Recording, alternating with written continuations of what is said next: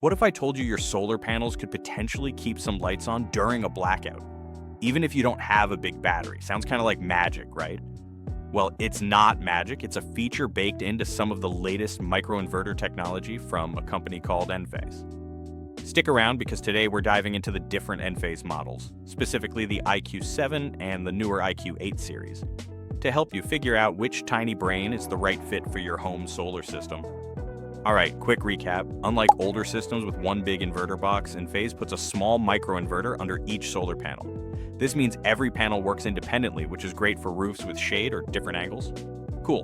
But Enphase has different versions or models of these microinverters, mainly the IQ7 series and the current flagship, the IQ8 series. What's the difference? Let's talk about the IQ7 family first. You might see models like IQ7, IQ7 Plus, maybe IQ7A. Think of these as the tried and true veterans. The standard IQ7, often paired with panels maybe in the 235 up to 350 watt range. Then you've got the IQ7 Plus, which gives a bit more flexibility, comfortably handling panels from around 235 watts all the way up to maybe 440 watts or even a bit more. Stepping up again, the IQ7A was designed for even more powerful panels, common a little while back, say in the 295 to 460 watt range. There was also an IQ7X, kind of a special case, built for panels with a different number of internal cells, 96 cells, which isn't as common as the usual 60 or 72 cell panels. The key thing with all IQ7s, solid tech, but they don't have that sunlight backup trick. Okay, now let's shift gears to the IQ8 series. This is where things get really exciting, but just like the IQ7s, there are different IQ8s models designed to match different panel power levels. It's all about finding that sweet spot. The IQ8 and IQ8 Plus are often the starting points. The base IQ8 typically pairs well with panels similar to the base IQ7, maybe 235 to 350 watts. The very popular IQ8 Plus covers a nice wide range, often matched with panels from 235 up to around 440 watts. Lots of common panels fit here. Moving up the power ladder, we have the IQ8M and IQ8A. The IQ8M is a great mid-range option suitable for panels roughly between 260 and 460 watts. Need to handle even more power? The IQ8A steps up, comfortably working with panels from around 295 watts all the way up to 500 watts. And for the really high-power residential panels available today, that's where the IQ8H models come in.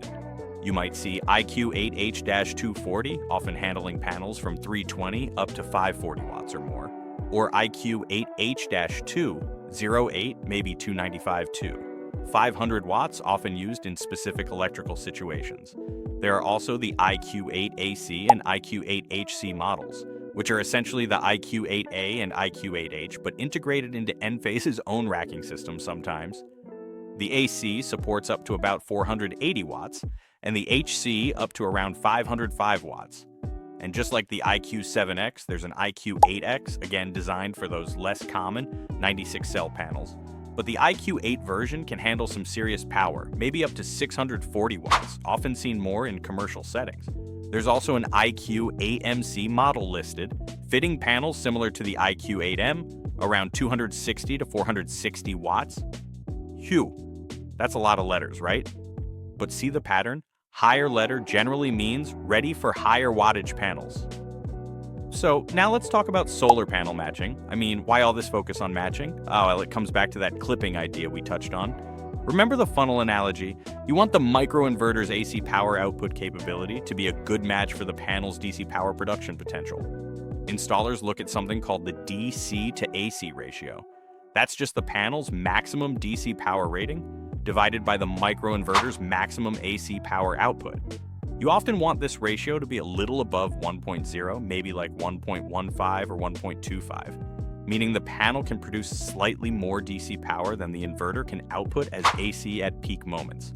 This actually helps capture more energy overall throughout the day, but if the ratio is too high, like putting a 500 watt panel on an inverter designed for 300 watts, you'll get excessive clipping, wasting too much potential energy on sunny days. Installers use compatibility tools that also check other things, like making sure the panel's operating voltage and current are within the safe and effective range for that specific microinverter model.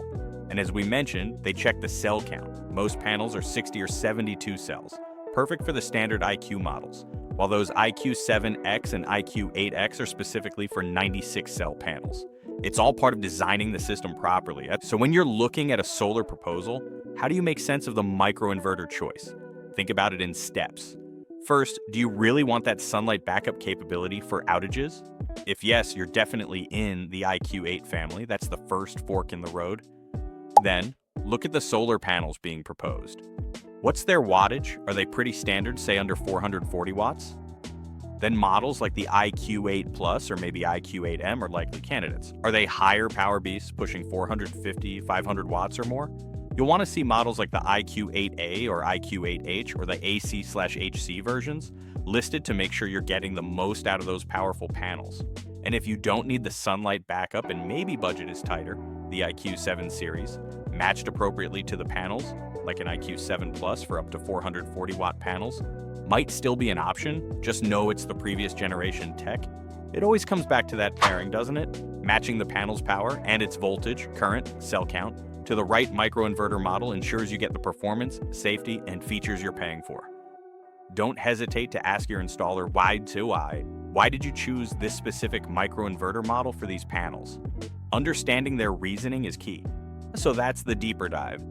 Hopefully knowing about these typical pairings and the why behind them makes things clearer when you're looking at bringing solar to your home. Let me know your thoughts or any more questions down in the comments. If you learned something new, give us that thumbs up. It really helps the channel. And definitely subscribe for more simple solar explainers like this one. Thanks for watching, and I'll see you in the next video.